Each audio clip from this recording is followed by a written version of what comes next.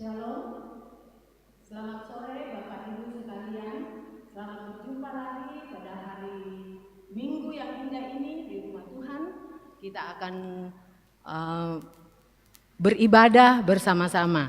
Tetapi sebelum kita beribadah, Bapak Ibu, mari kita sejenak mendengarkan warta jemaat sepanjang minggu ini. Penekanan warta jemaat Rantepao Minggu tanggal 6 April 2025 sebagai berikut. Poin nomor 10. Janji iman untuk pembayaran pinjaman pembangunan Gedung Bunga Lalan. Bapak Ibu bisa membacanya di dalam warta jemaat. Kemudian poin nomor 22. Pelayanan pemberkatan perkawinan kepada Saudara Yogi Valentino Takke dengan Saudari Gabriela Anastasia Tapang dilaksanakan pada hari Selasa 8 April 2025 pukul 9 WITA di Gereja Toraja Jemaat KPP Klasis Bone-Bone. Resepsi pada hari yang sama pada pukul 12 WITA di Rumah Mempelai Perempuan KPP Bone-Bone. Mohon dukungan doa warga jemaat Rantepao. Poin nomor 23, dengan penuh sukacita Majelis Gereja dan warga jemaat Rantepao mengucapkan selamat datang kepada anggota baru yaitu Kepala Keluarga Bapak Lewi Maliku, sekeluarga pindahan dari Gereja Toraja Jemaat Bawakaraeng, Klasis Makassar, dan sekarang bertempat tinggal di kelompok pelayanan 6 atau Asrama Kodim 1414 Tator. Tuhan memberkati. Sekiranya Bapak Ibu, Bapak Lewi ada hadir bersama kita pada sore hari ini, mohon berdiri. Mungkin sudah beribadah tadi jam 6 atau jam 9 atau jam 4. Terima kasih. Kemudian poin nomor 25, berita duka cita. Telah meninggal dunia anak kekasih Seon Charlie Tandi Malik, anggota jemaat Rantepao kelompok pelayanan 1 pada hari Kamis 3 April 2025 di Rumah Sakit Elim Rantepao. Jenazah telah dimakamkan pada hari Jumat 4 April 2025 di Bokin. Segenap majelis gereja dan warga jemaat Rantepao menyatakan rasa duka cita yang mendalam. Tuhan menghibur segenap keluarga yang ditinggalkan. Poin nomor 26, ibadah penghiburan atau pemindahan jenazah. Pertama, almarhum Sarongallo Madao di kelompok 3 dilaksanakan pada hari Senin tanggal 7 April 2025 pukul 17 WITA. Ibadah penghiburan atau Makpata Mapati. Kemudian hari Selasa tanggal 8 April 2025 pukul 8 WITA, pemindahan jenazah almarhum Sarongallo Madao ke Angin-Angin dan serah terima pelayanan ibadah pemakaman. Yang kedua, almarhum Marta Toding atau Nenek Geral atau orang tua dari Ibu Diaken Asnita Pongdatu di Tagari dilaksanakan pada hari Selasa tanggal 8 April 2025 pukul 18 WITA ibadah penghiburan. Hari Rabu tanggal 9 April pukul 11.30 WITA pemindahan jenazah almarhum Marta Toding ke Parinding atau Dende. Hari Kamis tanggal 10 April 2025 pukul 10 WITA ibadah pemakaman. Mohon dukungan doa majelis gereja dan warga jemaat Rantepao. Poin ke nomor 27. Komisi verifikasi jemaat Rantepao akan melaksanakan verifikasi terhadap 3 bendahara, yaitu Kas Jemaat Rantepao, Kas Pembangunan dan Kas Talitakum Jemaat Rantepao. Pada hari Kamis 10 April 2025 sampai dengan Sabtu 2025 mulai pukul 16 WITA di ruang konsistori Bunga Lalan. Poin nomor 28 kelas katekesasi calon sidi. Pertama, pertemuan orang tua peserta katekesasi sidi dilaksanakan pada hari Senin 7 April 2025 pukul 9 WITA di Gedung Gereja Jemaat Rantepao. Kedua, retreat peserta katekesasi sidi dilaksanakan pada hari Sabtu 12 April 2025 sampai dengan Minggu 13 April 2025 ke Rantai Kalimbuang Hills, Mengkendek. Mohon dukungan doa warga Jemaat Rantepao. Poin nomor 30. Dalam rangka penerimaan mahasiswa baru UKI Toraja tahun akademik 2025 sampai 2026, maka diinformasikan kepada warga jemaat bahwa pendaftaran calon mahasiswa baru sudah dimulai pada tanggal 10 Februari 2025 secara langsung di Rektorat UKI Toraja, Jalan Nusantara nomor 12 Makale, Tanah Toraja. Adapun informasi lainnya dapat dilihat di brosur atau website UKI Toraja. Tambahan warta, berita PKB Gereja Toraja Jemaat Rantepao. Pertemuan PKB Gereja Toraja Jemaat Rantepao dilaksanakan pada hari Jumat 11 April 2025 pukul 17 atau jam 5 sore di Gedung Gereja Jemaat Rantepao. Pelayan firman Bapak Pendeta David Tiranda STH, liturgis Penatua Rahmat Gusti Tibian, PPA Bapak Yusuf Pare, dan tuan rumah PKB Kelompok 1. Atas perhatian dan kehadiran PKB diucapkan terima kasih. Dan informasi-informasi selanjutnya silakan dibaca di Warta Jemaat. Demikian Warta Jemaat sepanjang minggu ini. Selamat beribadah, Tuhan memberkati.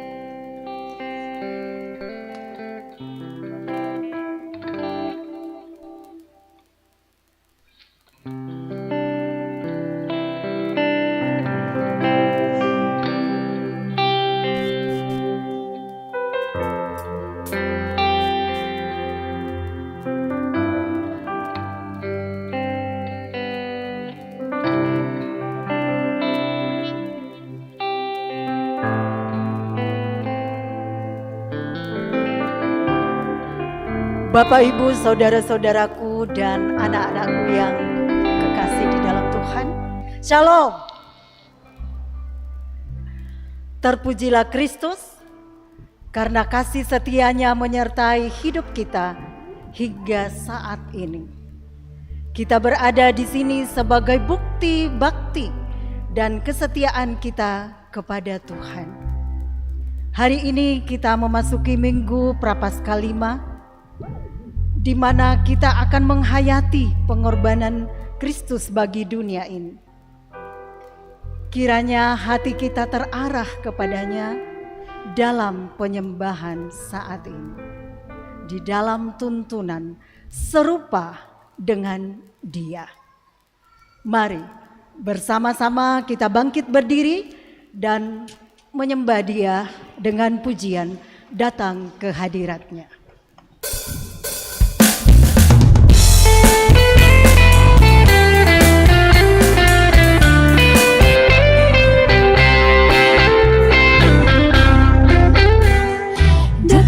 Hadirat Tuhan dengan hati yang penuh sukacita. Datang ke hadirat Tuhan dengan senyum dan buka yang gembira.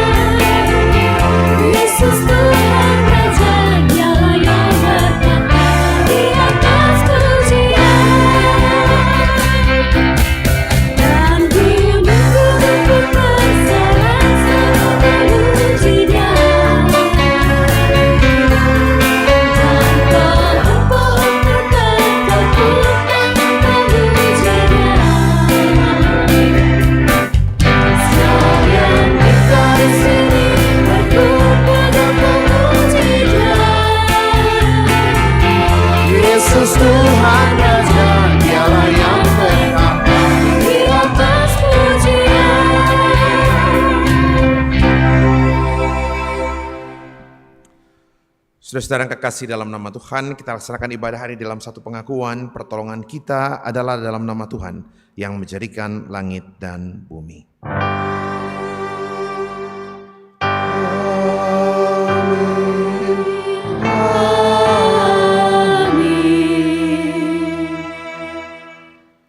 Salam bagi kamu sekalian dari segala orang kudus, kasih karunia dari Allah Bapa, Anak dan Roh Kudus menyertai kamu.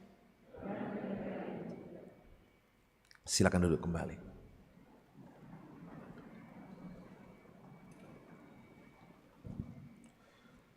Saudara-saudara sekalian, firman Tuhan menegaskan, karena semua orang telah berbuat dosa dan telah kehilangan kemuliaan Allah, dan oleh kasih karunia tadi dibenarkan dengan cuma-cuma karena penebusan dalam Kristus Yesus. Kristus Yesus telah ditentukan Allah menjadi jalan pendamaian karena iman dalam darahnya. Hal itu dibuatnya untuk menunjukkan keadilannya, karena ia telah membiarkan dosa-dosa yang telah terjadi dahulu pada masa kesabarannya. Karena itu mari kita mengaku dosa di hadapan Tuhan. Kasihanilah aku ya Allah, menurut kasih setiamu. Hapuskanlah pelanggaranku menurut rahmat-Mu yang besar. Bersihkanlah aku seluruhnya dari kesalahanku, dan tahirkanlah aku dari dosa.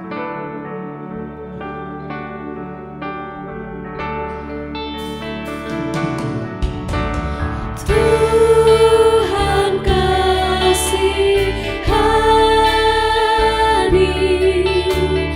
Kristus kasihani, Tuhan kasihani kami.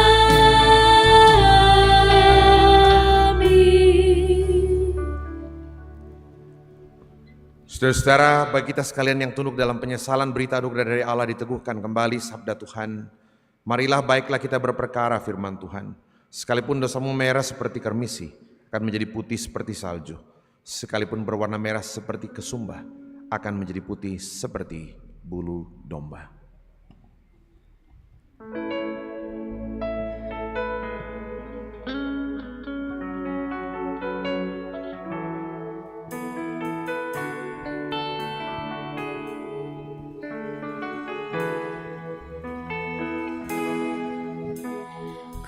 Kuasa-Mu nyata di dalam kelemahanku, kekuatan-Mu menopang seluruh hidupku. Dari mana datang pertolonganku? Hanya Yesus pertolonganku. Engkaulah sumber kekuatan hatiku, tempat persembunyianku. Engkau penolong di saat susahku, tempat perlindunganku. Kau menerangi dan perisai di hidupku. Taulah pujian dari depan, kuasa-Mu nyata di dalam Kuasa-Mu nyata di dalam kelemahanku, kekuatan-Mu menopang seluruh hidupku. Dari mana datang pertolonganku?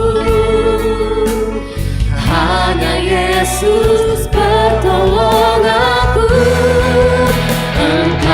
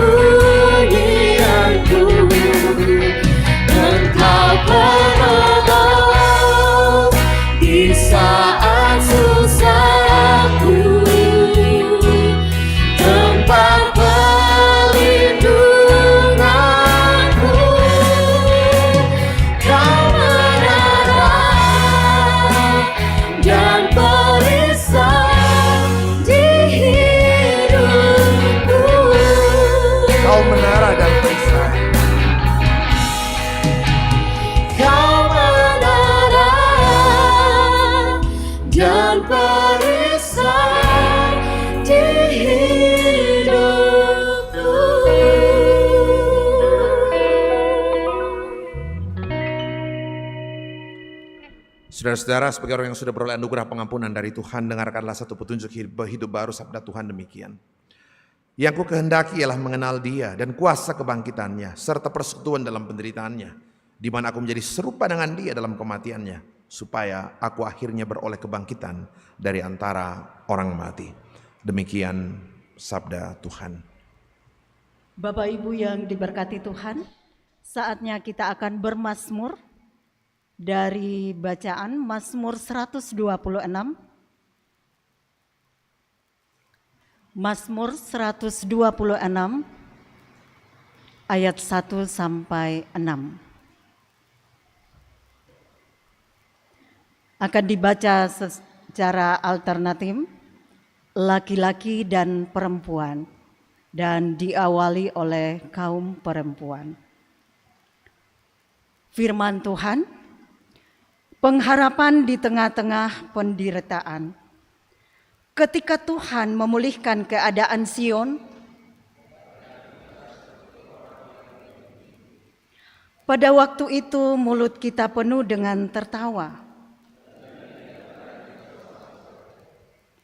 Pada waktu itu berkatalah orang di antara bangsa-bangsa,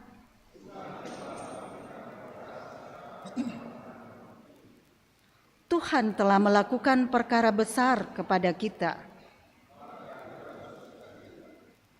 Pulihkanlah keadaan kami ya Tuhan.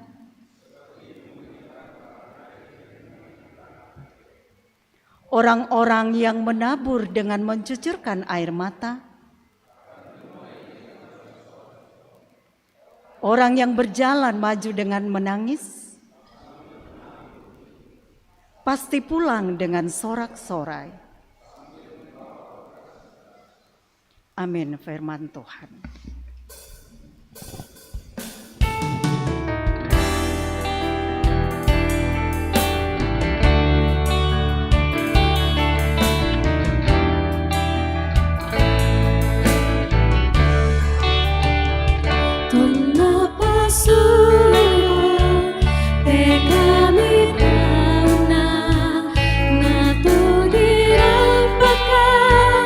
Butuh mengimpikan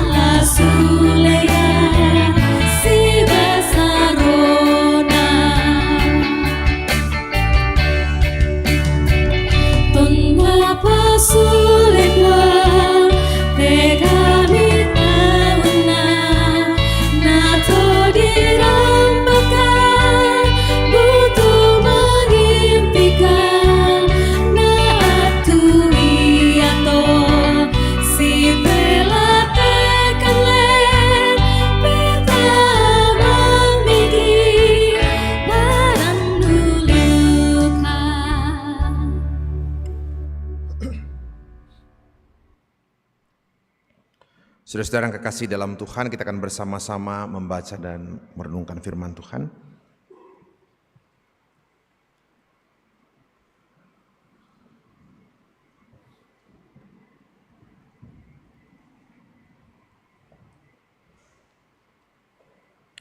Sebelumnya mari kita tunduk kepala, kita berdoa.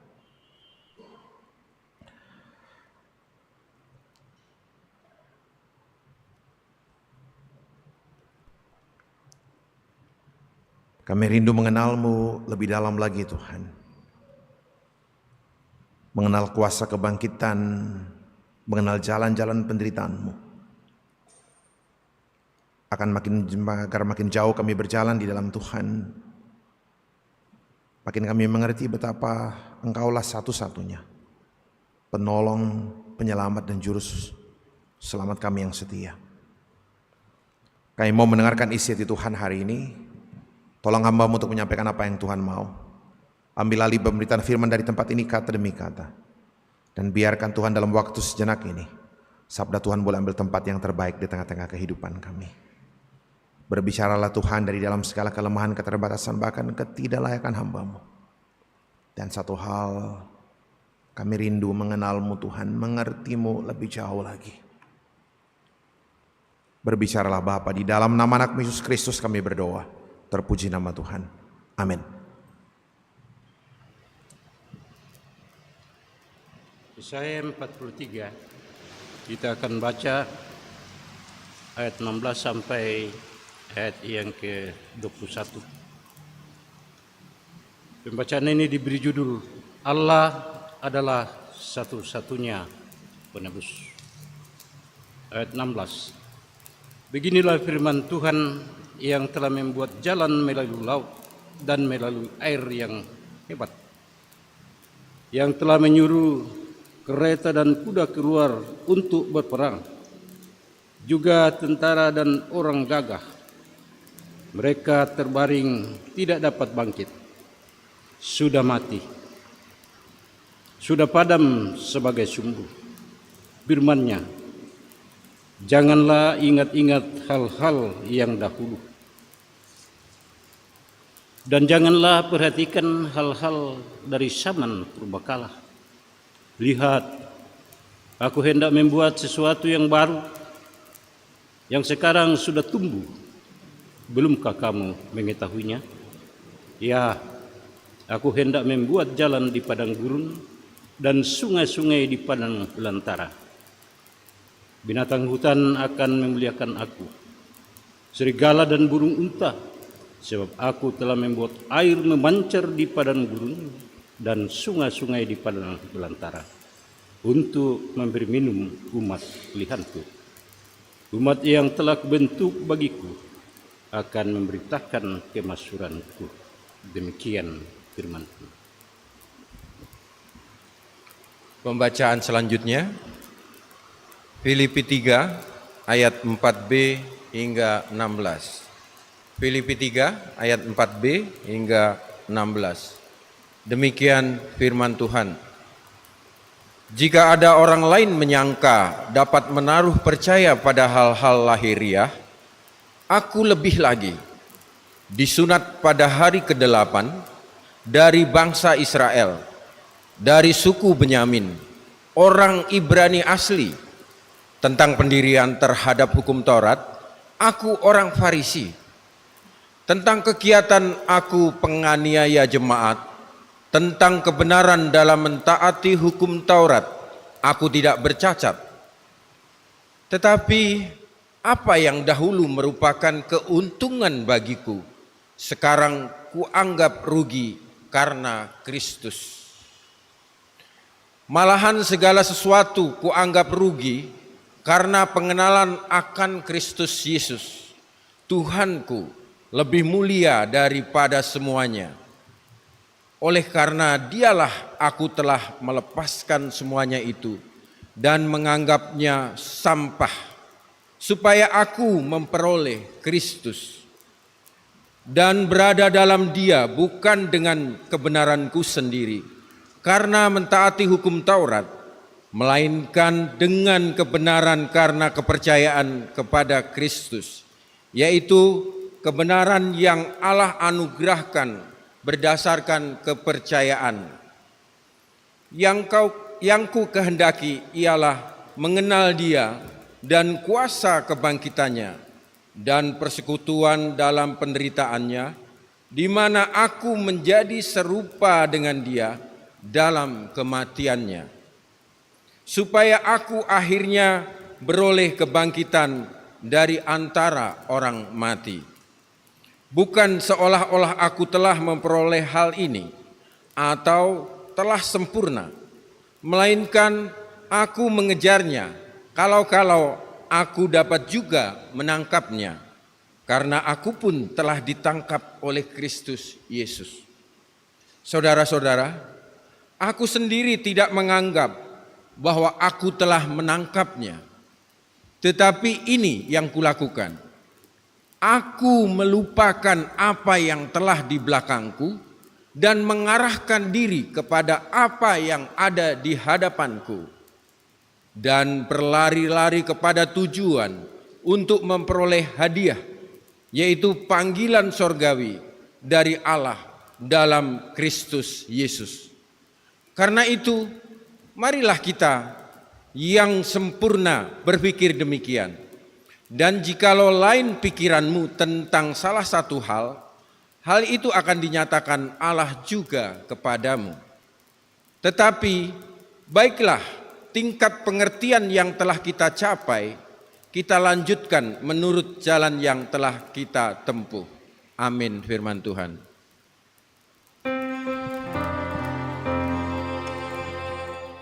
Haleluya, haleluya, haleluya.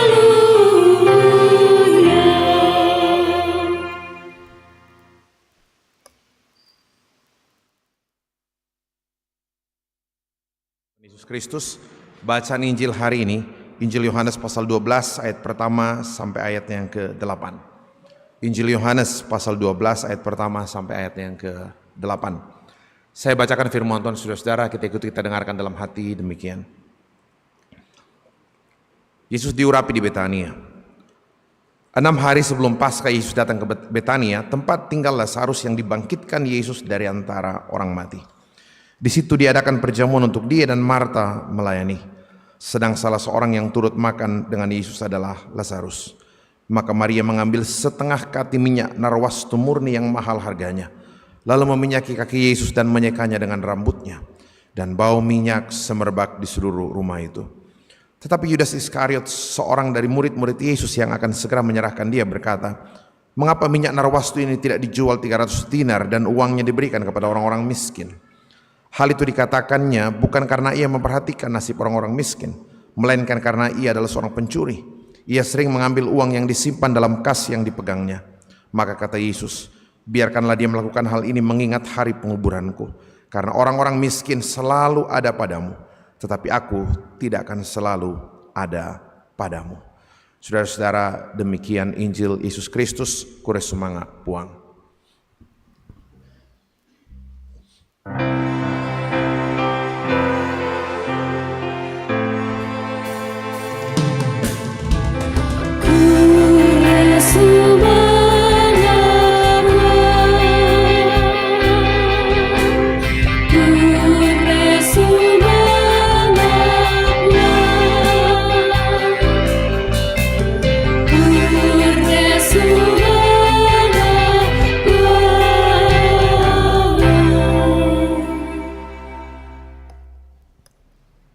Silakan duduk kembali.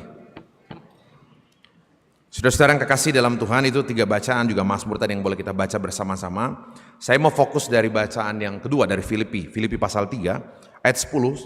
Saya bacakan saudara-saudara terkait tema malam hari ini. Ayat 10 saya bacakan, Filipi pasal yang ketiga. "Yang ku kehendaki ialah mengenal Dia dan kuasa kebangkitannya dan persekutuan dalam penderitaannya, di mana aku menjadi serupa dengan Dia di dalam kematiannya." Saudara-saudara, pertanyaan paling penting, paling mendasar dari teks ini adalah, seperti apa Paulus mengenal Kristus? Seperti apa Paulus mengenal Kristus sampai dia bisa tiba pada satu pengakuan semua yang saya peroleh selama ini itu sampah, nggak ada gunanya. Saya mau seperti dia, saya mau mengenal Tuhan sama seperti Paulus mengenal Tuhan. Supaya apa? Saya bisa seperti dia yang tidak pernah khawatir kehilangan apapun. Mau direndahkan orang, mau diejek orang seperti Paulus. Coba bayangkan, dia kehilangan segala-galanya, kehilangan kesempatan karirnya, kehilangan kesempatan posisi yang bagus sekali.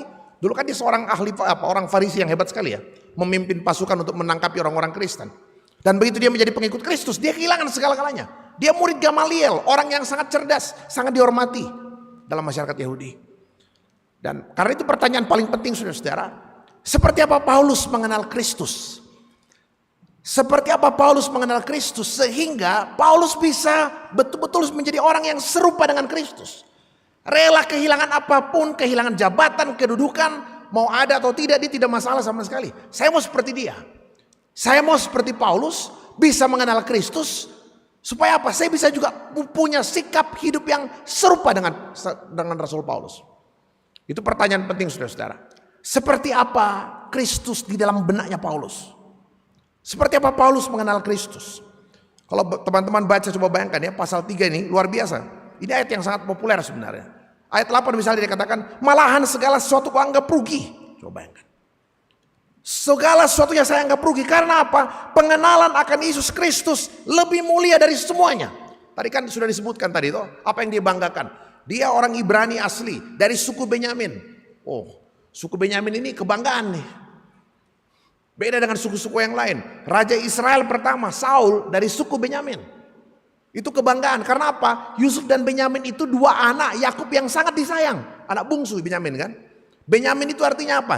Putra tangan kanan, kekuatanku, kebanggaan. Raja Israel pertama, suku Benyamin. Oh, bayangkan tuh. Dan apalagi, dari segi pendirian terhadap hukum Taurat, dia orang Farisi. Apa kebanggaan orang Farisi, saudara-saudara? Orang Farisi itu, di kelompok Yahudi itu banyak kelompok ya. Kelompok Eseni, ahli Taurat, orang-orang Saduki, apalagi nih, macam-macam. Orang Farisi itu satu kelompok dalam masyarakat Yahudi yang bisa taat 100 kali lipat lebih hebat dari orang Yahudi biasa. Jadi hebat sekali kalau bilang ketaatan. Yang atau si P5 sama yang sangat lo bisa sampai 10 lapang. Bedanya di mana? Paling kelihatan itu apa? Di soal puasa. Orang Yahudi umumnya, orang Yahudi umum hanya diminta berpuasa sekali setahun pada hari raya pendamaian. Sehari setahun, sekali setahun. Orang Yahudi puasa berapa kali? 2 kali seminggu. Jadi bayangkan kalau setahun 50 minggu berarti dia 2 kali 50, 100 hari. Dia bisa berpuasa 100 kali lebih banyak daripada orang lain. Orang Yahudi lainnya. Jadi orang yang sangat dari segi kedudukan keagamaan pasti melongluinan lah. Nah tapi yang luar biasa saudara-saudara, dia katakan apa? Setelah saya mengenal Kristus, semua yang kemarin saya anggap sebagai satu kebanggaan, tanah sanggaina. Saya bilang begini, Tuhan macam apa yang dia kenal? Saya bilang gini, kalau hari ini saya masih khawatir tentang banyak hal, kalau sampai hari ini saya masih sedikit-sedikit tersinggung, sedikit-sedikit marah, sedikit-sedikit dan segala macam, jangan-jangan saya belum mengenal Kristus sama seperti Paulus mengenal Kristus. Itu pertanyaan. Coba bayangkan saudara, sampai Paulus bilang saya menjadi serupa dengan Kristus.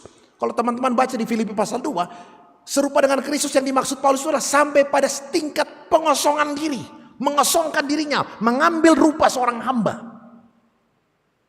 Jadi itu pertanyaan paling mendasar.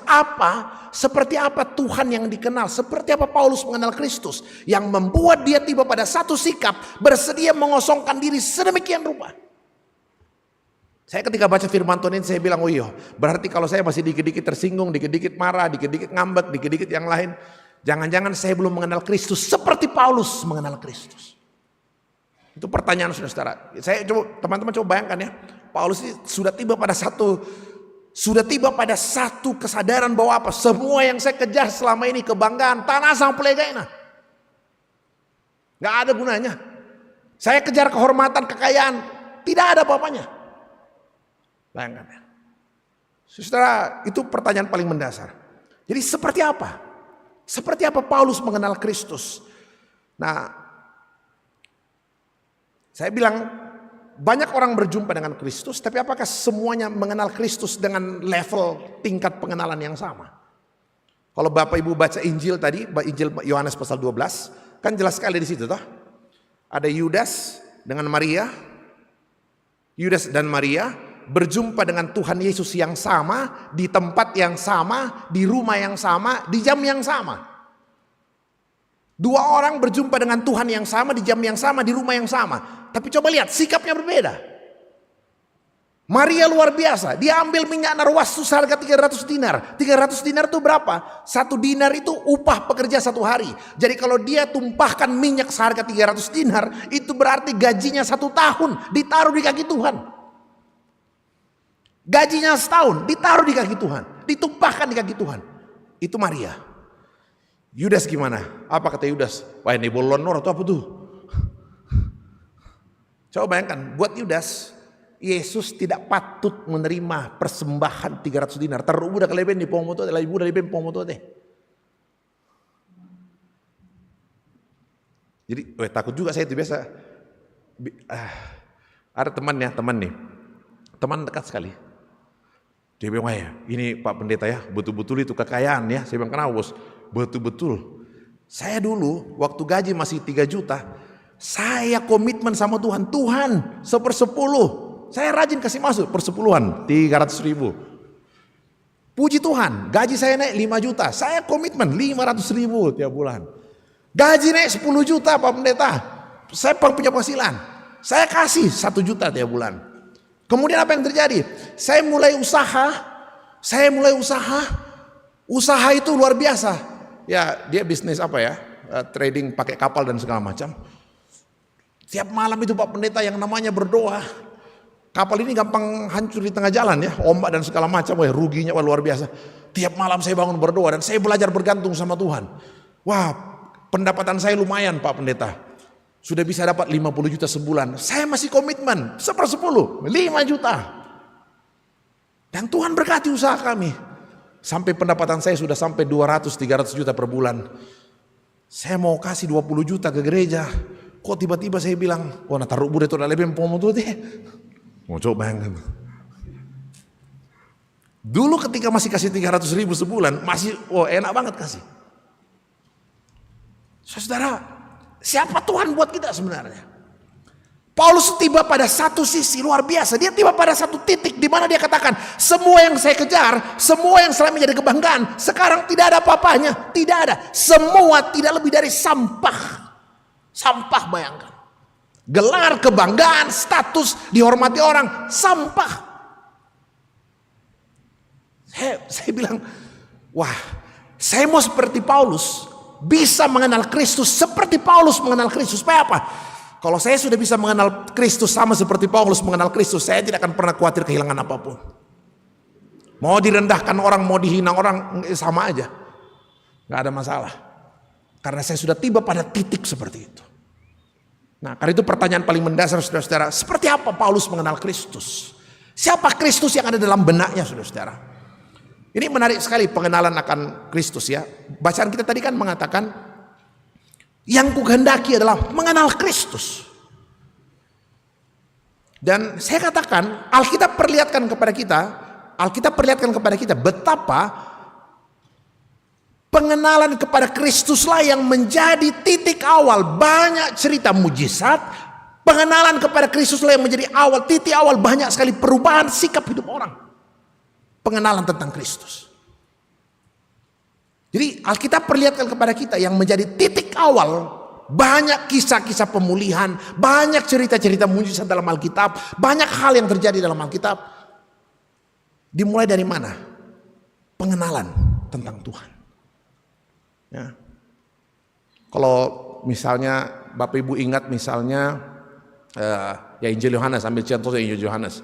Injil Yohanes pasal 2 ya, pernikahan di Kana, Tuhan Yesus merubah air menjadi anggur.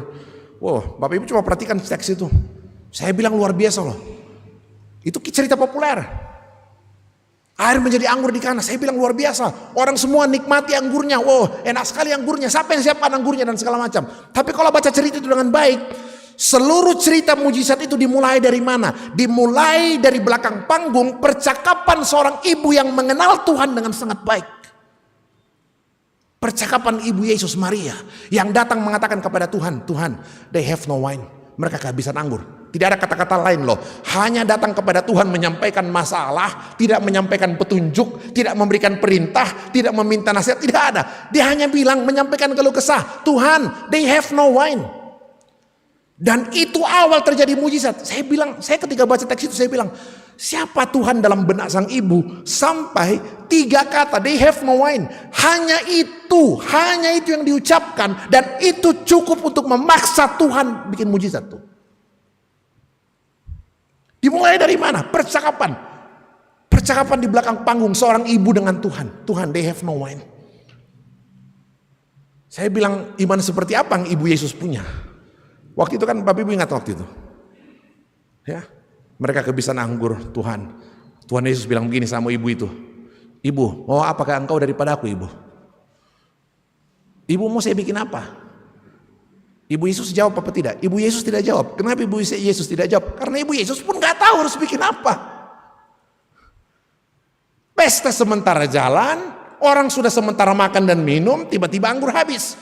Coba bayangkan, kalau pestanya nanti malam atau besok masih bisa kita beli anggur. Anggur yang dibikin hari itu 6 tempayan, 1 tempayan itu 100 liter, jadi 600 liter. 30 jerekan tuak 20 liter tuh. Melinal tuak. Kalau acara besok pagi kurang papiong, bisa pergi mapiong tibungi. Tapi kalau sudah sementara jalan papiong habis, ya pasti bisa beli ke pengburi, ke pira-pirian sangat puluh hari poros, tapi anak ratu tolong kan nggak mungkin. Tapi coba bayangkan, saya bilang iman apa yang ada dalam sang ibu sampai dia datang kepada Tuhan, they have no wine, mereka kehabisan anggur. Hanya itu yang diucapkan. Saya bilang apa yang dia pahami tentang Tuhan? Saya bilang sederhana. Sang ibu percaya hanya dengan mengatakan they have no wine. Yang dia mau bilang gini, saya nggak tahu bagaimana Tuhan menolong, saya nggak tahu bagaimana jalan keluar yang Tuhan akan berikan. Apa Tuhan nanti akan bilang, yaudah yang lain minum Coca-Cola, atau Tuhan nanti akan bilang, oke, kasih 5 gelas anggur, saya rubah jadi 5.000 anggur dan segala macam. Saya nggak tahu, tidak tahu bagaimana Tuhan menolong, tidak tahu jalan keluar yang Tuhan akan berikan. Tapi saya mau datang kepada Tuhan menyampaikan masalah. Tuhan, they have no wine. Sebab apa? Saya percaya Tuhan pasti punya jalan keluarnya. Dan itu pengenalan tentang Tuhan. Cukup dengan menyampaikan keluh kesah, Tuhan tapu di kapan nah.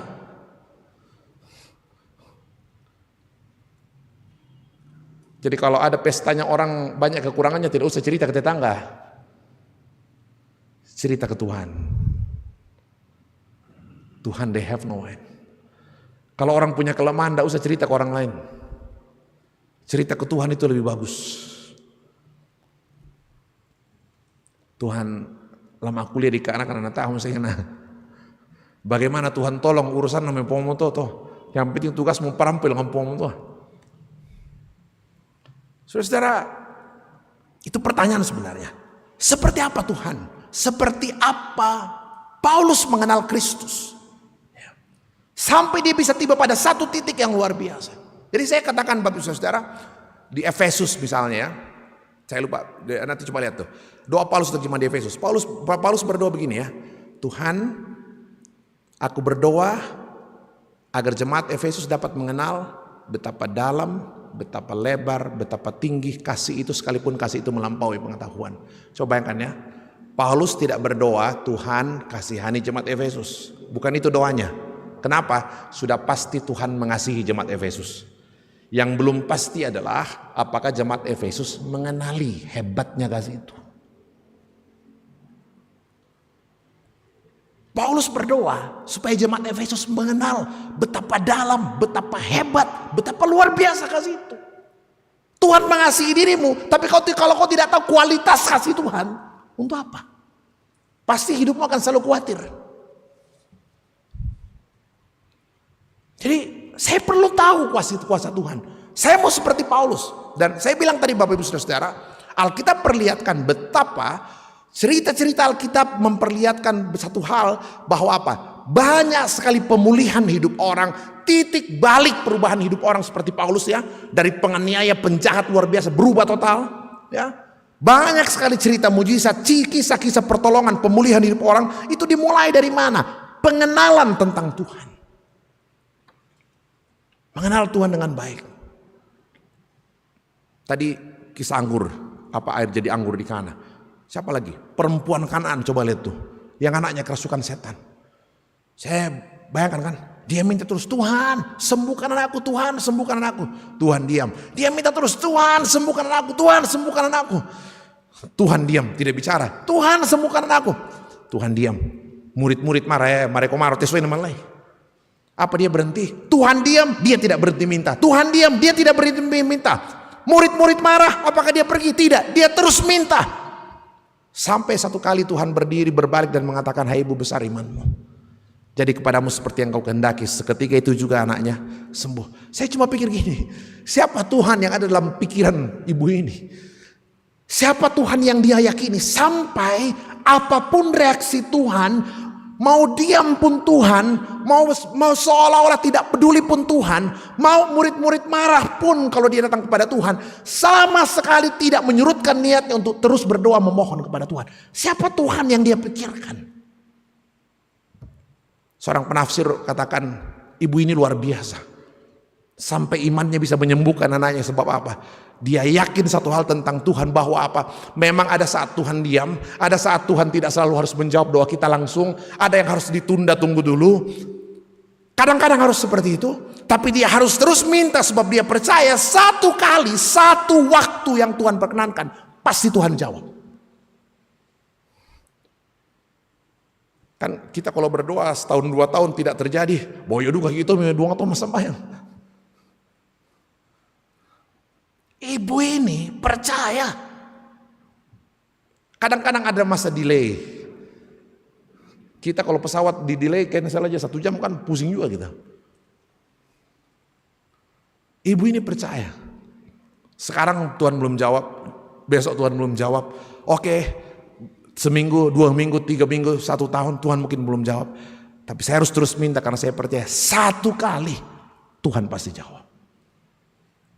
Pengenalan saudara tentang Tuhan. Nah, saya mau kembali ke teks kita tadi. Seperti apa Paulus mengenal Kristus?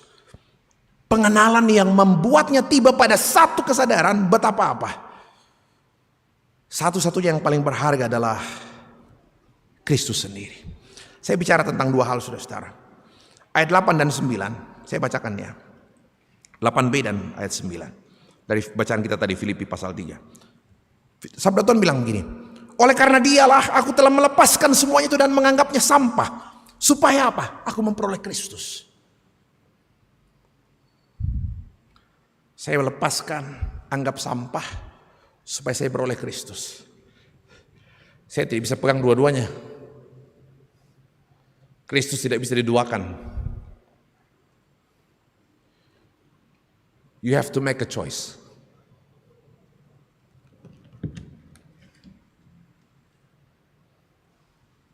Jadi, coba deh, oleh karena dia aku telah melepaskan semuanya, menganggapnya sampah, supaya apa? Aku dapat memperoleh Kristus. Jadi coba bayangkan saudara, saya harus bisa lepaskan semuanya dan berada dalam dia bukan dengan kebenaranku sendiri karena mentaati hukum Taurat, melainkan dengan kebenaran karena kepercayaan kepada Kristus, yaitu kebenaran yang Allah anugerahkan berdasarkan kepercayaan.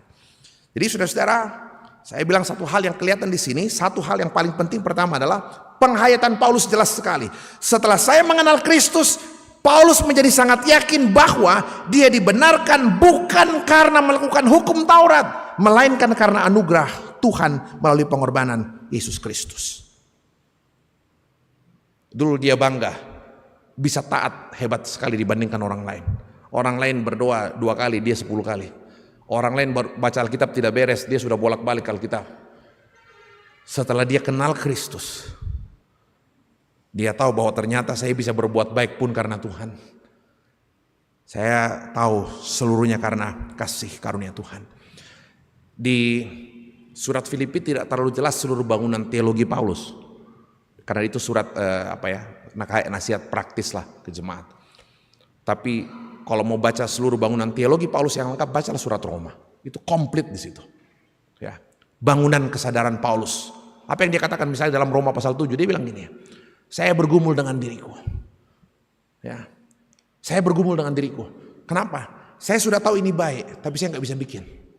Saya sudah tahu, saya sudah tahu ini baik, saya nggak bisa bikin. Sebaliknya saya sudah tahu ini salah, tapi saya bikin. Itu kita toh. Udah tahu Pak Pendeta ngomongin orang tuh nggak bagus, tapi terus diomongin. Loh kok bisa? Ya masalahnya apa? Masalahnya makin ku omongin makin enak aku rasa. Itu kita tuh. Di Tandemang mau kuasa lah tapi dipukau. Paulus kemudian bilang, ya Tuhan, siapa yang bisa melepaskan aku dari tubuh celaka ini? Saya tahu baik, saya tidak mampu bikin. Sebaliknya saya tahu tidak boleh, tapi saya bikin. Dia bilang, Tuhan, siapa yang bisa melepaskan aku dari tubuh celaka ini? Syukur kepada Allah. Hanya oleh kematian dan kebangkitan Tuhan Yesus Kristus. Jadi Paulus tiba pada satu kesadaran bahwa apa? Ya, keselamatan itu sungguh-sungguh adalah anugerah Tuhan. Ya, betul-betul anugerah. Perbuatan baik kita itu bukan supaya saya selamat, bukan. Perbuatan baik kita adalah respon kita bahwa kita percaya kita sudah diselamatkan. Saya tidak berbuat baik supaya saya selamat, saya sudah diselamatkan. Ya. Orang bilang, Pak Pendeta, wah, tidak begitu juga Pak Pendeta. Dia bilang gini, saya timbang-timbang Pak Pendeta, saya tidak rajin-rajin amat lah ke gereja, tidak baik-baik amat. Tapi kalau saya timbang perbuatan baikku dengan perbuatan jahatku, masih lebih banyak perbuatan baikku Pak Pendeta. Terus ya mau tolong mau pandalkan tam surga. Kasih lihat saya di Alkitab, mana itu dibilang nanti kalau kita masuk surga mau ditimbang-timbang amalmu dengan apa, kebaikanmu dengan kejahatanmu. Di mana di Alkitab itu kau lihat? Tidak ada setahu saya. Yang saya tahu di Alkitab mengatakan Allah itu kudus dan haruslah kamu kudus. Kudus itu apa? Tidak ada cacatnya sedikit pun. Nah, siapa di antara kita ini yang tidak ada dosanya sedikit pun? Ada yang bisa angkat tangan tidak bikin dosa hari ini? Mulai tadi pagi coba kadek, gila lalak nih. Coba kadek, waktu ini mak pakai ini anakku lagi di mana? Anakku on the way, padahal lama saya kamar mandi. Dosa itu bukan hanya melanggar loh, melanggar yang dilarang. Dosa itu juga ketika saya tahu baik dan saya nggak bikin. Siapa coba? Gak ada. Siapa? Jadi makanya Paulus bilang selama ini saya selalu merasa harus begini, nggak mungkin. Kalau Bapak Ibu ingat ya, ingat teks, coba teks DHB bisa tampilin ayatnya. Bacaan Injil minggu lalu, saya suka ketawa kalau baca teks itu. Anak sulung yang hilang itu kan yang bungsu toh, yang pergi habiskan harta bapaknya, kemudian pelacur-pelacur, kemudian pulang, ya. Setelah pulang dia dikasih cincin, dikasih sepatu, dikasih jubah, terus dipotongkan apa? Anak lembu tambun. Yang marah siapa? Anak sulung kan? Saya bacakan ya, anak sulung marah dia. Di mana anak sulung? Coba kan? Saya bacakan nih, Lukas 15, 29, 31. Lukas 15, 29, 31. Anak sulung nih, saya bacakan. Lukas 15, 29 sampai 31. Tapi ia menjawab ayahnya katanya, telah bertahun-tahun aku melayani Bapa dan belum pernah aku melanggar perintah Bapa. Wah ini kebanggaan kan? Sudah bertahun-tahun jadi majelis gereja, belum pernah melanggar. Belum pernah melanggar perintah Bapa. Tetapi kepadaku belum pernah Bapa memberikan seekor anak kambing pun untuk bersuka cita dengan sahabatku. Namimika anak kambing lami benna. Tak bang, padahal saya sudah kerja keras setiap melayani Bapa bertahun-tahun. 30. Tetapi baru saja datang anak Bapak. Silu nanti aku anak Bapak. Kalau hubungan sudah tidak baik begitu sudah. Ya. Baru saja datang anak Bapak yang telah memboroskan harta kekayaan Bapak bersama dengan pelacur-pelacur, maka Bapak menyembeli anak lembu tambun untuk dia. Aku dikate boyolimo mengkarang, namanya anak beke tak adu kami benai. Ya te anak kami misa malam tapui kami dengan pelacur-pelacur sulit tau begitu nuan anak lembu tambun. Saya sudah kerja melayani. Apa jawab bapaknya? Menarik sekali nih. Bapaknya bilang apa? Ayat 31. Kata ayahnya kepadanya, anakku, engkau selalu bersama-sama dengan aku, segala kepunyaanku adalah kepunyaanmu. Artinya gini, tunu ya kunna. Apa mutih? Kau selalu berpikir seperti seorang hamba. Nanti dapat kalau kerja. Kau bukan hamba. Kau anak. Apa mengikuti? Kalau kita masih berpikir saya kerja supaya ini, kita bukan anak itu.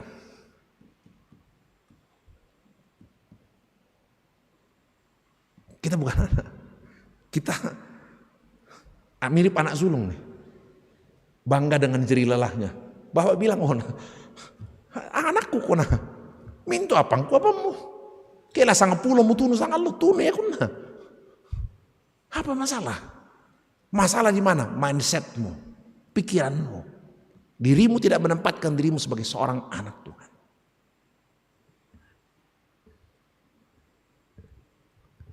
Jadi buang itu cara untuk selalu saya berbuat supaya Tuhan begini. Bukan begitu ceritanya. Itu bukan teologi kita. Saya buat begini supaya Tuhan begini. Ada lagu yang populer dulu tapi saya bilang itu nggak pas teologinya. Aku jauh, engkau jauh, aku dekat, engkau dekat. Wah, Tuhan yang saya kenal enggak begitu.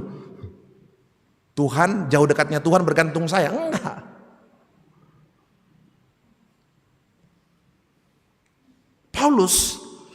Paulus itu dipanggil Tuhan kapan? Paulus dipanggil Tuhan saat dia dalam perjalanan menuju ke Damsyik. Bikin apa ke Damsyik? Membunuh orang-orang Kristen. Coba bayangkan. Tuhan panggil dia menjadi pelayannya. Bukan ketika dia sudah baik-baik, sudah ikut PKB, ikut paduan suara. Bukan. Tuhan panggil dia justru ketika dia sedang jahat-jahatnya, sedang benci-bencinya ke Tuhan. Tuhan panggil dia justru ketika dia sedang mau menganiaya Tuhan. Artinya apa? Tuhan mengasihi dirimu sama sekali tidak bergantung pada seperti apa sikapmu. Bukan.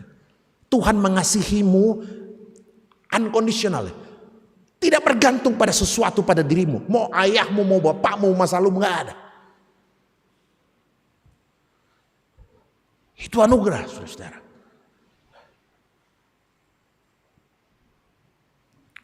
Luar biasa.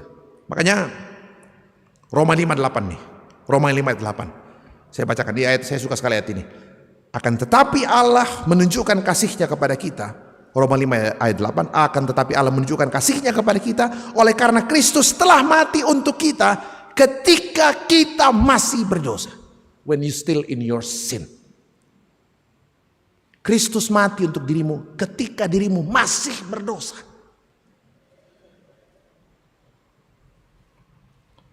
Anugerah keselamatan. Itu yang pertama, saudara-saudara. Yang kedua, saya cepat ini. Seperti apa Kristus dalam benak Paulus? Yang kedua ini. Filipi 2 5 sampai 8. Filipi pasal 2 ayat 5 sampai 8. Saya bacakan saudara-saudara. Filipi 2 5 sampai 8. Saya bacakan. Hendaklah kamu dalam hidupmu bersama menaruh pikiran dan perasaan yang terdapat juga dalam Kristus Yesus. Yang walaupun dalam rupa Allah tidak menganggap kesetaraan dengan Allah itu sebagai milik yang harus dipertahankan. Melainkan telah mengosongkan dirinya sendiri dan mengambil rupa seorang hamba dan menjadi sama dengan manusia. Dan dalam keadaan sebagai manusia ia telah merendahkan dirinya dan taat sampai mati. Bahkan sampai mati di kayu salib. Itu yang Paulus tadi maksud dalam pasal 3 yang bacaan kita. Saya mau mengenal kuasa kebangkitan Kristus dan persekutuan dengan penderitaannya.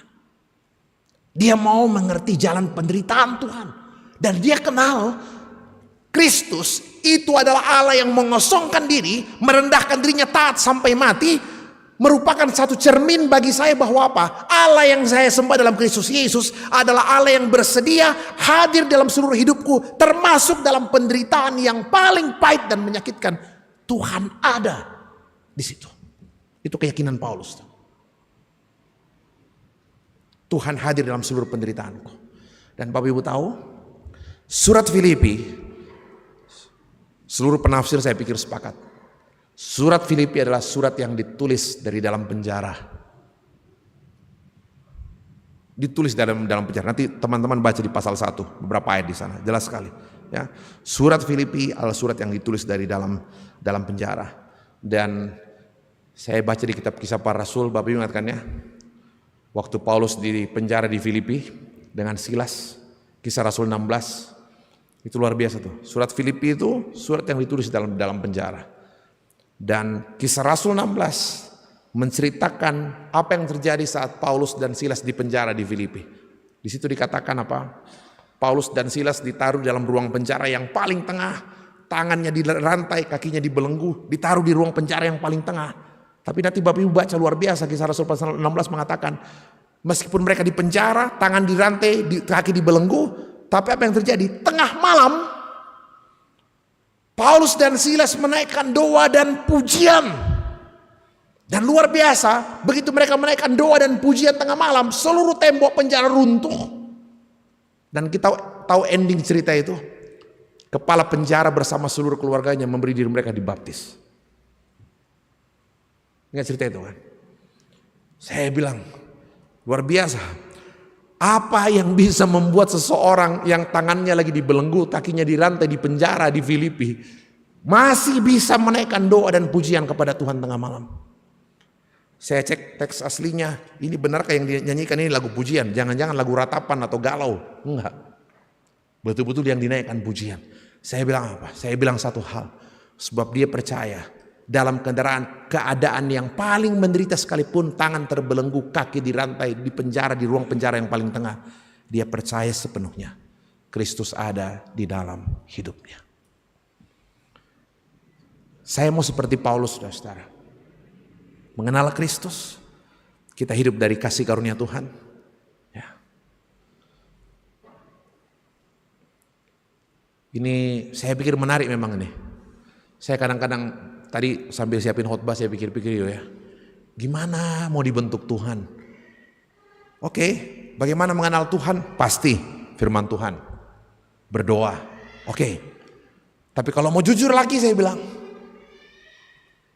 kalau mau jujur lihat seluruh cerita dalam Alkitab, memang umat Tuhan itu dibentuk dengan cara yang unik. Yaitu melalui apa? Melalui beragam pergumulan penderitaan. Jadi, dia bilang bagaimana ya? Belajar mengenal Tuhan. Belajar merasakan yang namanya kekurangan. Belajar rasakan yang namanya sakit. Ya kan? Umat Israel itu diajar Tuhan jadi bangsa pilihan. Kalau umat Israel bisa dididik hanya dengan diceramahin, dihotbain, ya cukup kumpulin 3 bulan di kaki gunung Sinai, dihotbain Musa, selesai masalah itu. Tapi kan tidak. Caranya bagaimana? Diajar jalan di padang gurun, 40 tahun berputar-putar, pakai nyebrang laut. Dia lihat bagaimana Tuhan tiap hari kasih turun manna. Dia lihat bagaimana Tuhan belah laut. Dia lihat bagaimana, dia belajar melihat. Dalam pergumulan saya belajar melihat. Oh susi pelete pomotole, susi pelete. Saya bilang saya jujur. Saya mengenal Tuhan lewat Alkitab, yes. Saya mengenal Tuhan lewat berdoa, iya. Tapi kalau mau lihat cerita Alkitab keseluruhan, saya harus mengatakan, kita juga banyak dibentuk Tuhan lewat relasi yang intim dalam pergumulan kita hari demi hari. Ya. Seorang ibu yang saya sudah sebut namanya, ya orang sangat terkenal lah ya. Dulu lumayan populer, selalu muncul di TV. Satu kali saya masih di Jakarta waktu itu, harus mendekam di tahanan. Ya. Tapi saya waktu ketemu, dan dia ingat saya karena waktu lalu ketemu saya, iya saya ingat Pak Alfred. Ketemu waktu itu di satu lembaga tempat dia ditahan. Tapi saya ingat sekali kata-katanya waktu itu. Habis kami ibadah dia bilang, Pak Pendeta aku mau ngomong dikit. Dia cerita, saya jujur Pak Pendeta, di penjara inilah saya kenal Tuhan dengan baik. Selama ini ya saya ke gereja, yes. Selama ini saya ikut paduan suara, iya. Saya aktif nyumbang, iya. Saya aktif di gereja, sangat aktif di gereja. Tapi di mana saya kenal Tuhan? Justru di dalam penjara. Saya kenal Tuhan dengan baik.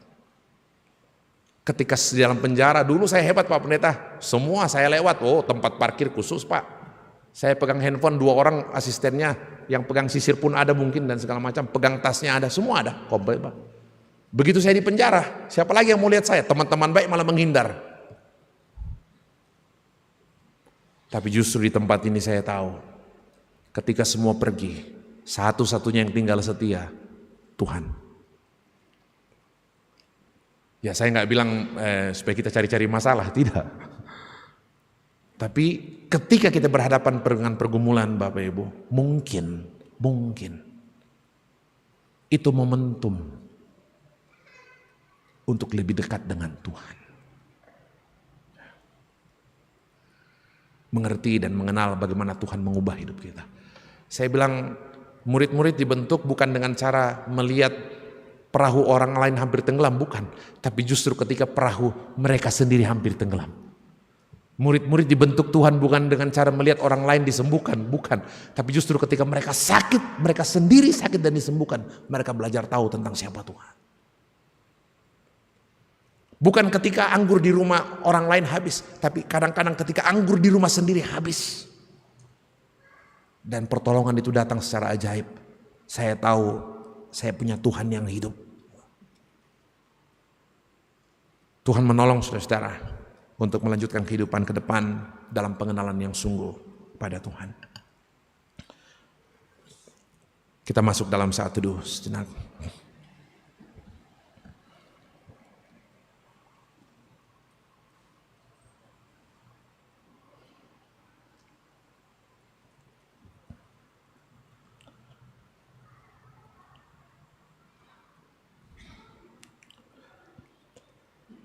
Mampukan kami mengenal-Mu Tuhan lebih dalam lagi. Mengerti cara-Mu bekerja. Termasuk dalam suka dan duka hidup kami. Kami bisa melihat Tuhan yang setia. Yang pegang tangan kami dalam segala kerapuhan kehidupan kami. Ini kami anak-anak-Mu Tuhan. Teruslah berbicara dalam hati dan kehidupan anak-anak-Mu. Dalam sedih, susah, dalam pergumulan. Teruslah berbicara Bapa. Agar dari hari ke hari kami semakin mengenal-Mu. Kami menjadi semakin serupa dengan Kristus. Tak pernah khawatir kehilangan apapun. Tak pernah khawatir kehilangan apapun. Sebab kami tahu satu-satunya yang kami perlukan hanya Engkau Tuhan. Satu-satunya yang kami perlukan hanya Engkau Tuhan, Juru Selamat kami. Kita ucapkan doa Bapa kami bersama-sama. Bapa kami yang dikuduskanlah nama-Mu, datanglah kerajaan-Mu, jadilah kehendak-Mu di bumi seperti di sorga. Berikanlah kami pada hari ini makanan kami yang secukupnya. Ampunilah kami akan kesalahan kami, seperti kami juga mengampuni orang yang salah kepada kami. Dan janganlah bawa kami ke dalam pencobaan, tapi lepaskanlah kami daripada yang jahat. Karena Kau yang punya kerajaan dan kuasa dan kemuliaan sampai selama-lama. Amin. Jemaat Tuhan kita berdiri. Bersama-sama dengan segenap orang percaya di segala tempat dan waktu, mari kita mengaku iman kita berdasarkan 12 pengakuan iman rasuli demikian. Aku percaya kepada Allah, Bapa yang Maha Kuasa, Khalik langit dan bumi, kepada Yesus Kristus, Anak yang tunggal Tuhan kita, yang dikandung daripada Roh Kudus,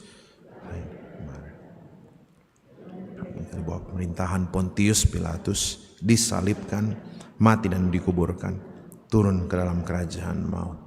Pada hari yang ketiga, bangkit pula dari antara orang mati, naik ke sorga, duduk di sebelah kanan Allah, Bapa yang Maha Kuasa, dan akan datang dari sana untuk menghakimi orang yang hidup dan yang mati. Aku percaya kepada Roh Kudus, gereja yang kudus dan persekutuan orang kudus, pengampunan dan hidup yang kekal. Amin.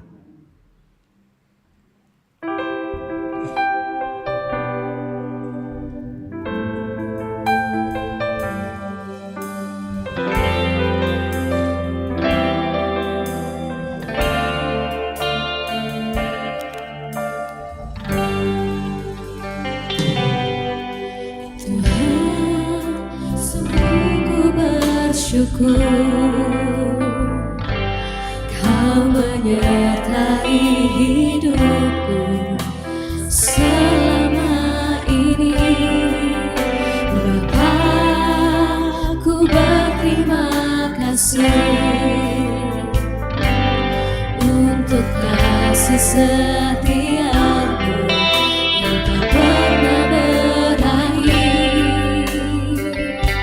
Aku ada hari ini karena Tuhan baik dan teramat baik bagiku.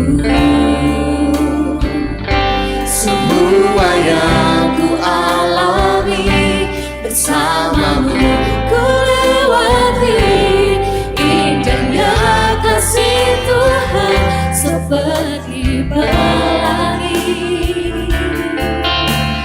Sehabis hujan,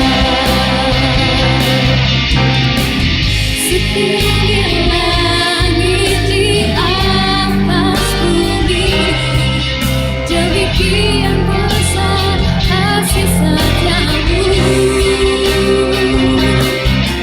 Engkau rancangkan yang terbaik di hidupku. Sungguh indahnya kasih-Mu.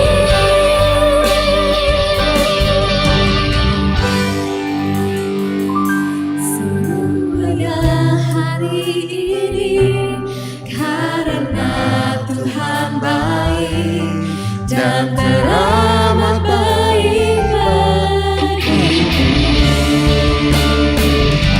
Semua yang ku alami bersamamu ku lewati, indahnya kasih Tuhan seperti pelangi. Sehabis hujan.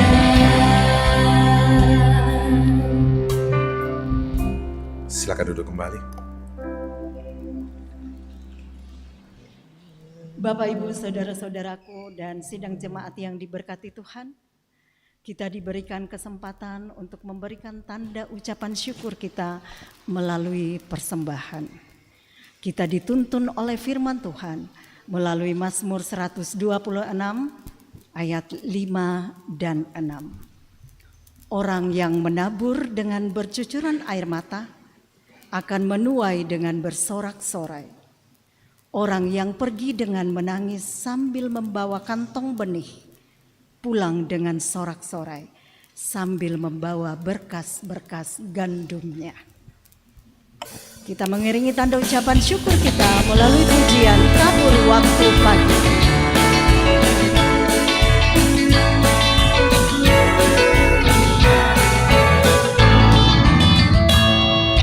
Tabur waktu pagi, tabur benih kasih, tabur waktu siang bersampai senja. Nantikan tuaian pada musim panen, kita akan bersuka bawa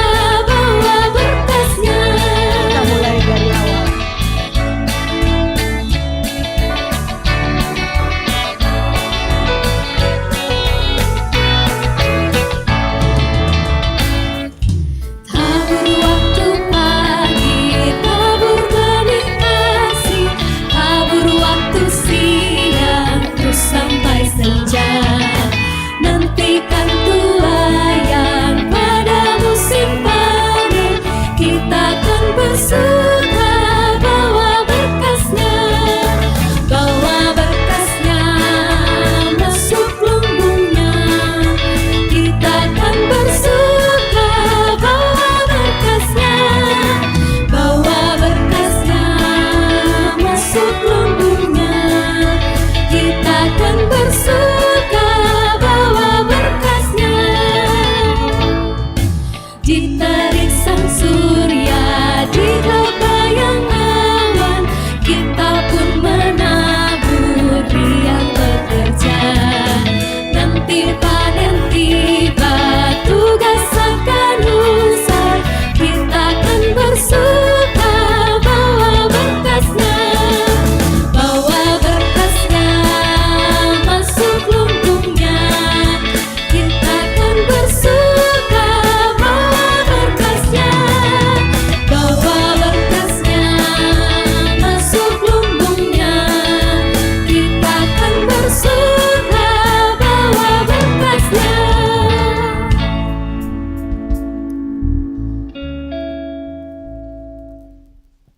Ya, ada persembahan natura, kue untuk mendukung pembangunan yang belum selesai ini.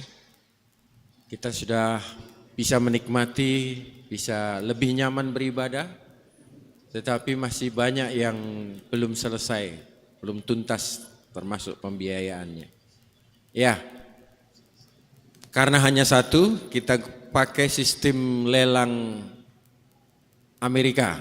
Walaupun Amerika katanya mau bangkrut ya. Kita lelang-lelang Amerika. Jadi ibu bapak saudara sekalian yang rindu untuk memberikan persembahan, angkat tangan saja. Ya, nanti waktunya hanya setengah menit. Ya. Jadi angkat tangan seberapapun, masukkan pundi, nanti minta tolong rekan-rekan majelis gereja untuk memasukkan pundi, mengantarkan pundi ke. Baik, kita mulai. Ya, satu. Selanjutnya. Ya, baru 10 detik.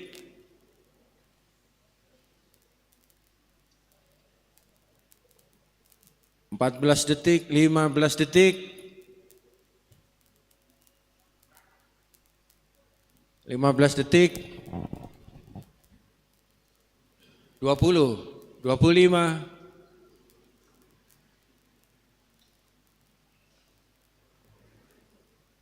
ya, waktu habis. Di sana. Oh, masih ada katanya.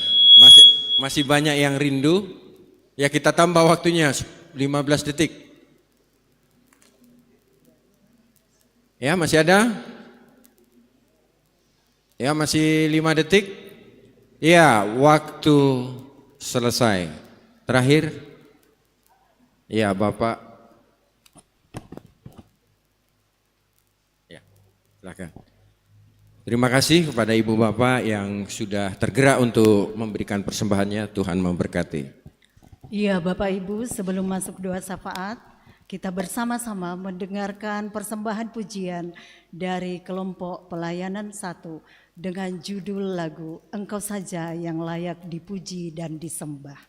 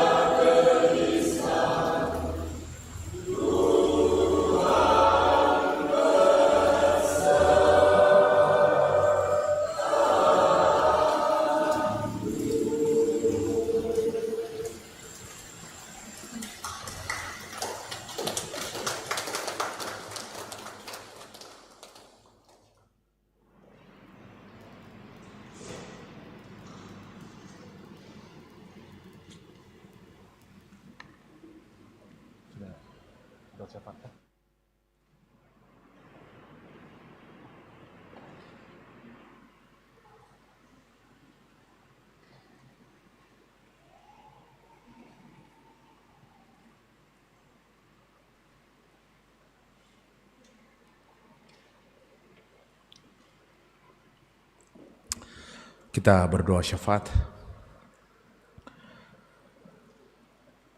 Ya Tuhan, biarkan kami bertumbuh dalam kasih-Mu, mengenal-Mu lebih dalam lagi.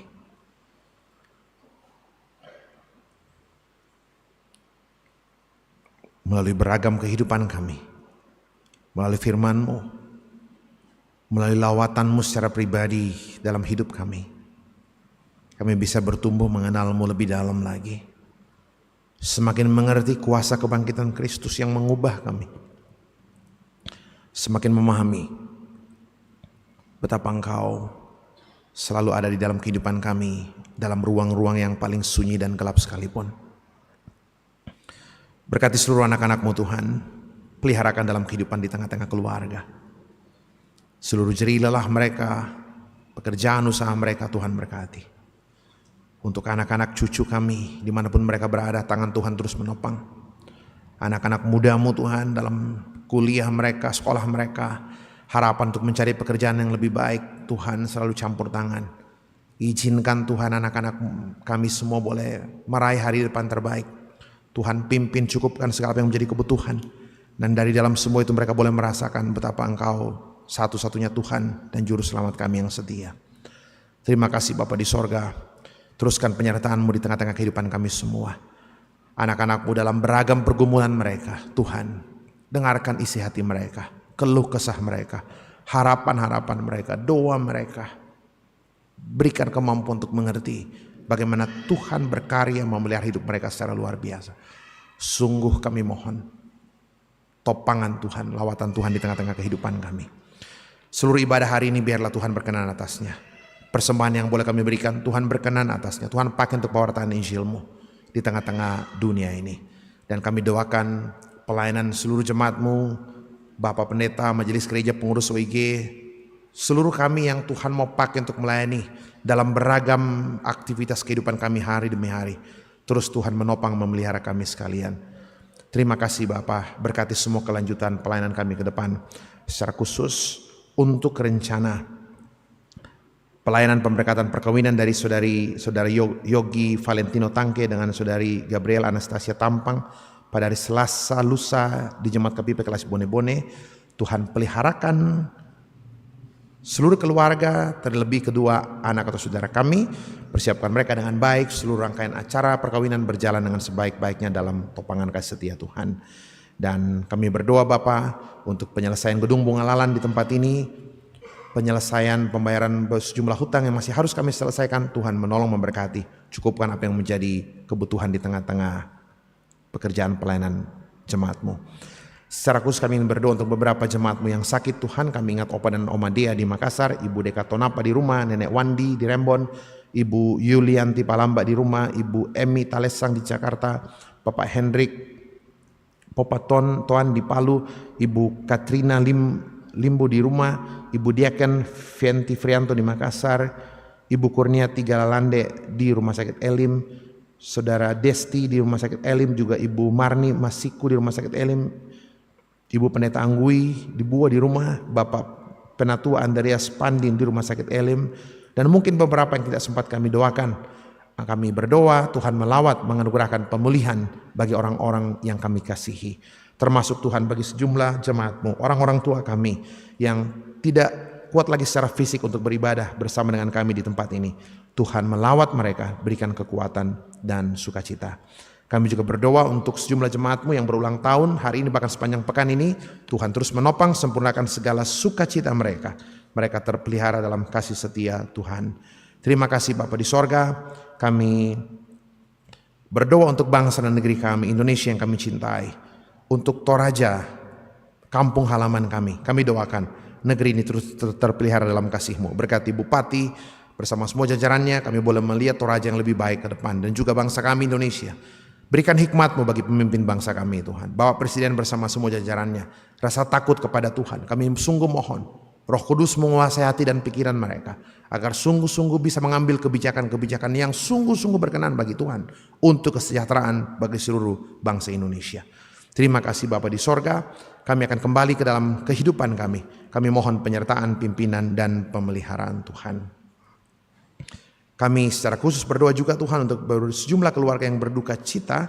Kami berdoa untuk keluarga dari anak kekasih Seon Charlie Tandi Malik, keluarga dari almarhum Sarungalo Madao, keluarga dari almarhumah Ibu Marta Toding. Mereka berduka cita karena kepergian orang-orang yang mereka kasihi. Kami berdoa memohon kasih karunia Tuhan, penghiburan dari Tuhan, hadir menguatkan dan menopang seluruh keluarga dalam duka cita yang dialami. Ini kami Bapa, ucapan syukur penyerahan diri kami, penyerahan seluruh kelanjutan kehidupan kami. Mohon pengasihan, kemurahan, kebaikan Tuhan. Tuhan dengarkan doa kami. Di dalam nama anak Yesus Kristus kami berdoa. Terpuji nama Tuhan. Amin.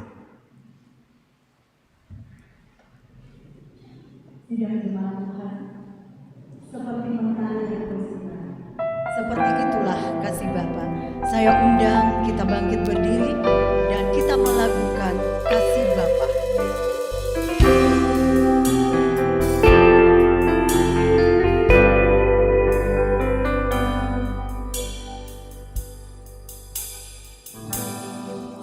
Seperti mentari yang bersinar, seperti itu kasih Bapa, seperti gelombang samudra takkan pernah berhenti. Kau mengasihiku seperti tingginya langit biru, demikian tinggi kasih Bapa. Sedalam lembah bayang malu, demikian dalam kau tebus hidupku. Kasih-Mu lebih dari mentari yang tak pernah berhenti, memancarkan sinarnya. Cinta-Mu lebih dari samudra, tenggelamku di dalam kesetiaan-Mu Tuhan.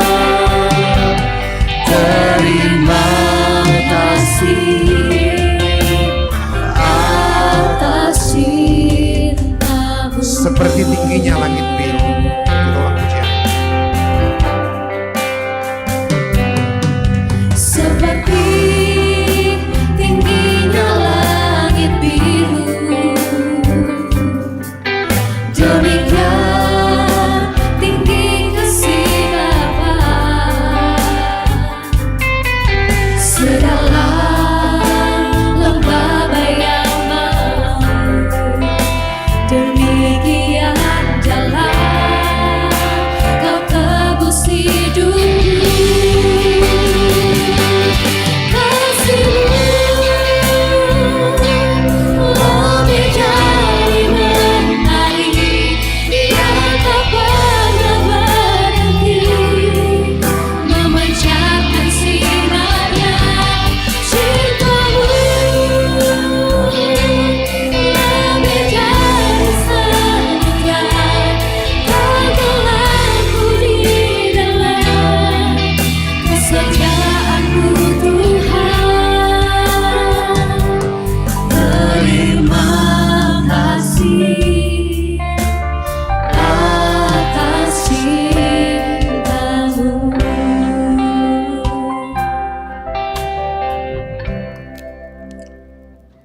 Saudara-saudara, pergilah, jalani hidupmu dalam keserupaan dengan Dia, kini dan sepanjang masa.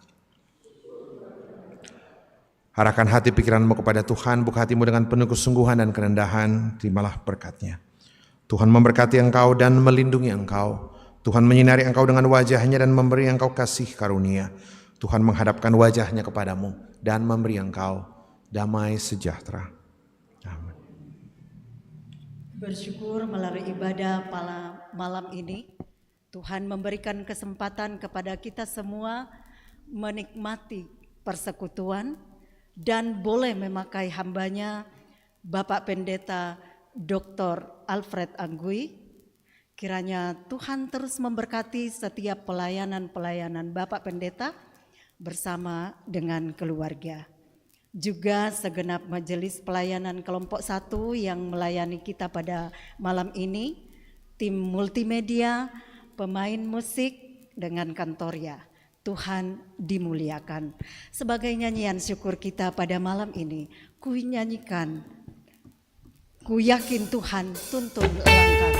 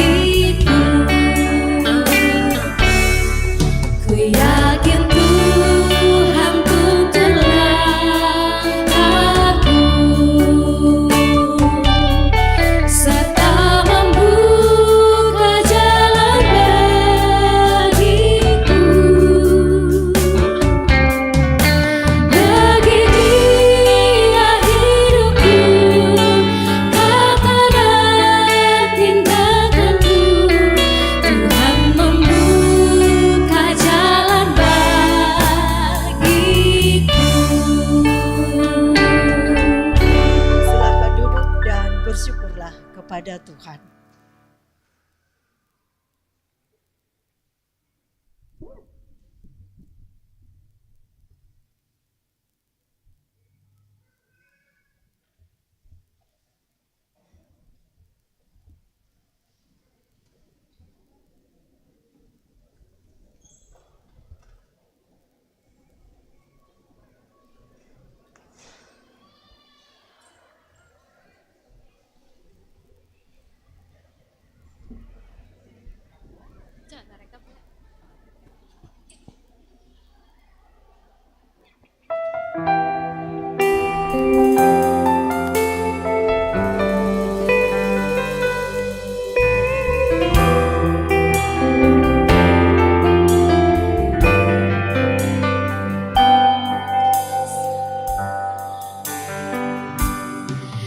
Seperti mentari yang bersinar,